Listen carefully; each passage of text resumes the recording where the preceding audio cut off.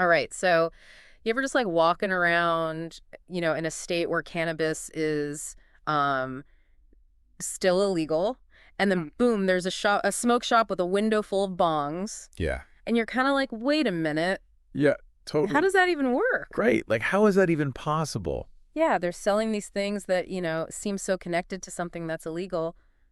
How's that happening? And that's exactly what we're going to dig into today. It's definitely one of those things where you're just like, what? Right. How is this legal? Yeah. So that's our mission today, to really untangle this whole thing, this contradiction, and look at how the law actually works in these situations. And we've got some really cool sources for this.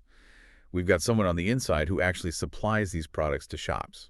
Oh, wow. Yeah, a wholesale supplier. Mm. So we get that perspective, and then we've got some observations from the retail side as well. Okay, cool. So we're really going to get a full picture of this. Awesome. And we really want to make sure that by the end of this, you understand exactly what's going on. Yeah, you'll be able to walk by those shops and be like, I know the deal. Exactly.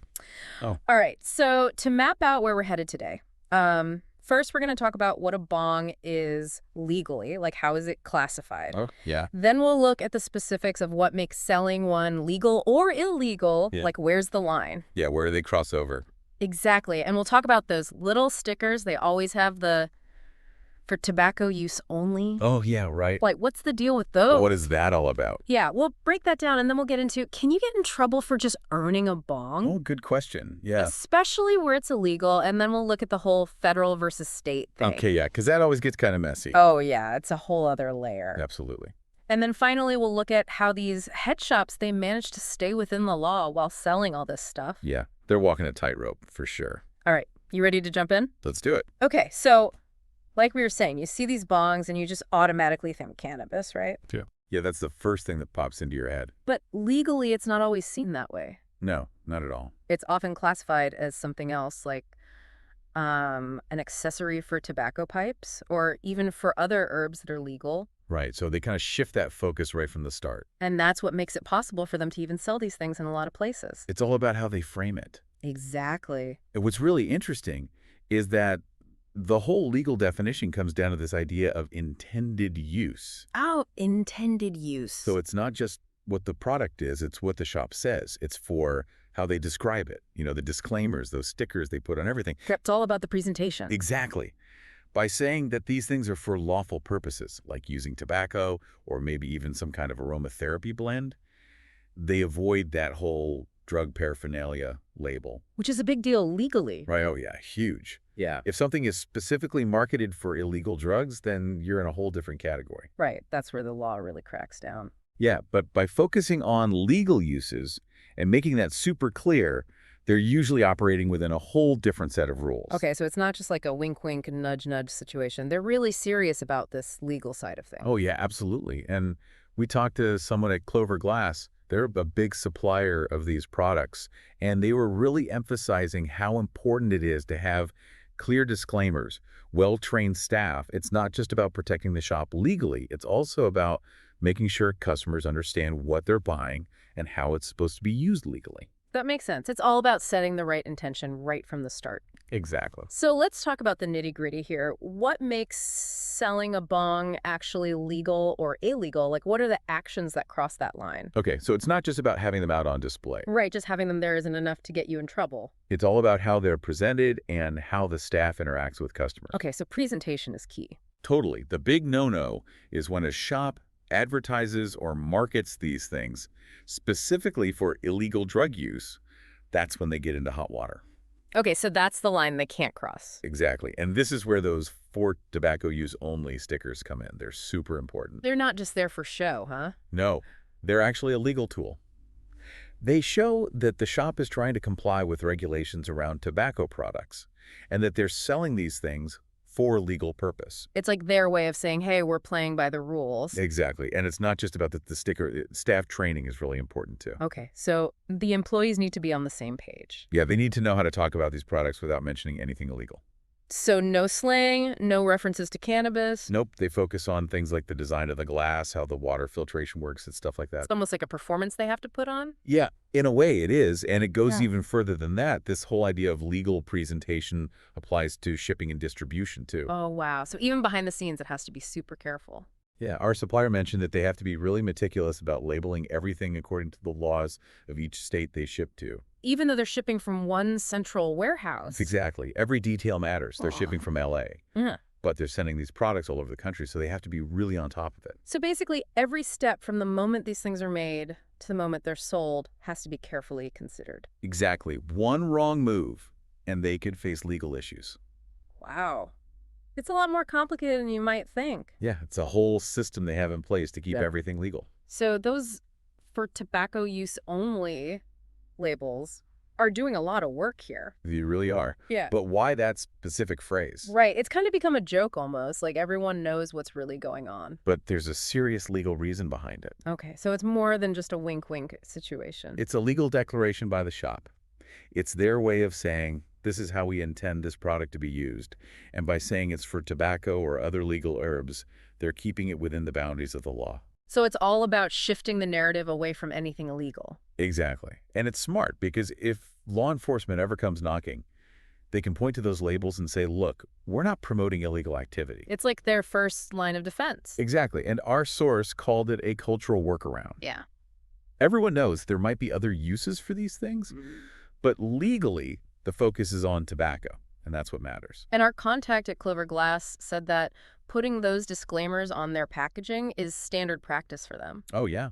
It's built right into their process. And it seems like it's working. These disclaimers, combined with all the other things we've talked about, are helping these shops stay in business. Absolutely. It's all about creating that legal separation between the product and any illegal activities. Okay, so we've talked about the shops, but what about the people buying these things? Can you get in trouble just for owning a bong, especially in a state where cannabis is still illegal? That's a good question, and I know a lot of people are probably wondering about that. Yeah, it's a common concern. Generally speaking, in most places, simply owning a bong is not a crime in itself unless it's directly linked to illegal drug use. So if you're using it for tobacco or other legal herbs, you're probably okay. Yeah, that's usually fine. The problem comes if there's evidence of illegal substances in or around the bong, then it's a whole different story. Right, because then it becomes evidence of a crime. Exactly. And it's important to remember that state laws can be different on this. Oh, yeah, that's right. Some states are more strict than others. Exactly. Some might be more lenient if the bong is clean and there's no residue. Like they'll assume it's for tobacco. Right. But other states might have stricter interpretations, and even a little bit of residue could cause problems. So it really depends on where you live. Yeah, it's crucial to know the specific laws in your state. Our supplier had this great saying, no residue, no problem. Oh, I like that. Yeah, basically if your bong is clean and there's no sign of illegal stuff, you're less likely to attract unwanted attention. It makes sense. And it's a good reminder to keep your bong clean, not just for hygiene, but also to stay on the right side of the law. Exactly. And they actually advise retailers to tell their customers this, keep it clean, keep it legal. Good advice. And remember that table of simple bong care tips we saw? Oh, yeah. It all ties into this cleaning with isopropyl alcohol to get rid of any residue, keeping your receipts or disclaimers just in case you need to prove that you bought it legally, and storing your bong securely so it doesn't look suspicious. Those are all really good tips, especially if you live in a state with stricter cannabis laws. Okay, so let's zoom out a little and talk about the federal versus state thing. It can get pretty confusing. Oh, yeah, it's a whole other layer of complexity. Because federally, marijuana is still illegal, right? That's right.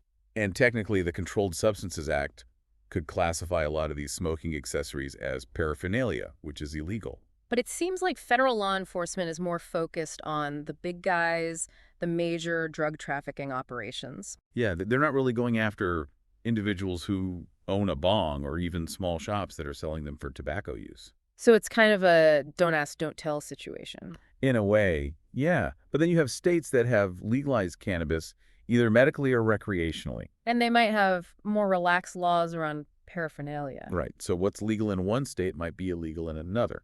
Yeah, and it gets even trickier when you're talking about transporting these things across state lines. Oh, yeah, that's a whole other can of worms. You could be fine in one state and then cross the border and suddenly you're breaking the law. It's a patchwork of laws, and it can be really difficult to navigate. And our supplier talked about how this affects their business.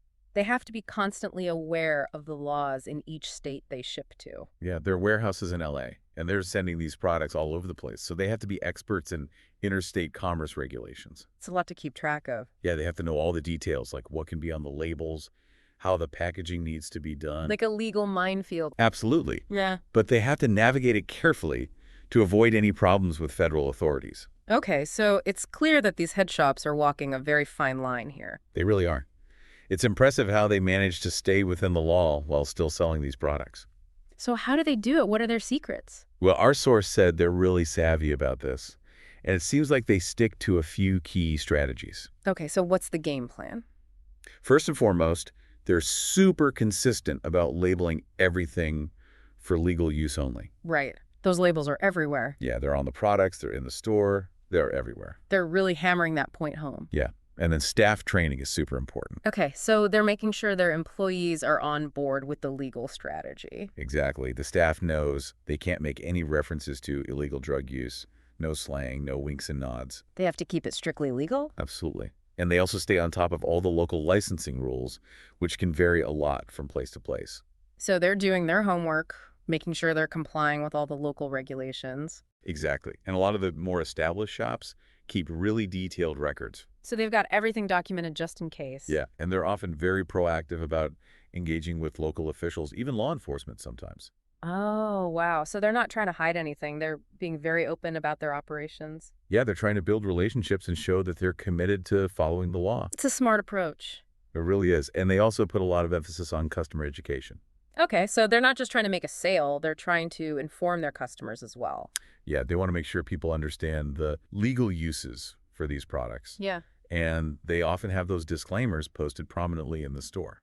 It's like they're saying, hey, we're being transparent, here's how we operate. Exactly. And they might even provide informational materials about the legal uses of these products. It's all about keeping everything above board. Totally. And they're really strict about staff policies. No slang terms allowed. The focus is always on the legal features of the product, the materials, the design, the intended use for tobacco or other legal herbs. It's all about maintaining that legal distance. Absolutely. And our contact at Clever Glass talked about how they help their clients stay compliant. They design their products for tobacco use only, printed right on the packaging. So it's baked into the design from the very beginning. Yeah, and they provide marketing materials that are legally sound. So they're setting their clients up for success from the start. Exactly. And some shops even go a step further and consult with lawyers or local law enforcement to make sure they're completely up to date on all the regulations. Wow, so they're really going the extra mile. Yeah, they're not taking any chances. It's a really comprehensive approach. It is, and it's working. It's allowing them to operate legally in a complex and often changing legal environment. So to sum it all up, this whole thing of smoke shops selling bongs in places where cannabis is illegal, it really comes down to intention and presentation. Exactly. They're focusing on legal intent. They're marketing these things for lawful uses like tobacco or legal herbs. They're using disclaimers strategically, and they're making sure their staff is well trained. It's a delicate balancing act. It is, but they're pulling it off. It's really interesting to think about this whole concept of intended use and how it applies to so many different products, not just bongs. Yeah, it makes you wonder how much of what we consider legal or illegal comes down to how something is presented and marketed. Like, is it the product itself or is it the intention behind it? It's a really thought-provoking question. It is, and it makes you start to notice those disclaimers everywhere you go. Yeah, you start to see the legal framework behind everyday products. It's like a hidden world of regulations and intentions. Exactly, and it's fascinating. It really is. So next time you're in a shop, take a closer look at those labels and think about what they're really saying. Yeah, think about the legal tightrope they're walking.